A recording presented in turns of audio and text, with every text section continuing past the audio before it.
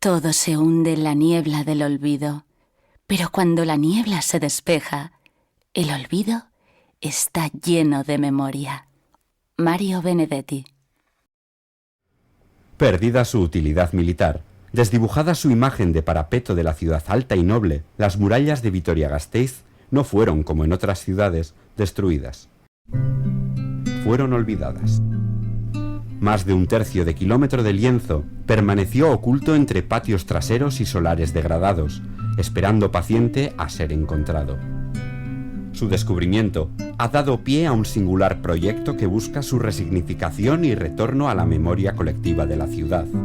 La recuperación de 7.200 metros cuadrados de espacios libres en pleno centro urbano genera un sistema verde interior vertebrado por la muralla del siglo XI, donde jardines y plazas construyen una sucesión de paisajes y espacios en los que ciudadanos y visitantes han podido comprender la información que guarda la muralla, su valor, identificándose con ella como elemento de cohesión cultural, local y territorial. Un lugar donde poder escuchar la música de conocidos intérpretes y aprender los mensajes de anónimos ciudadanos en notas que se proyectan sobre cornisas de vidrio.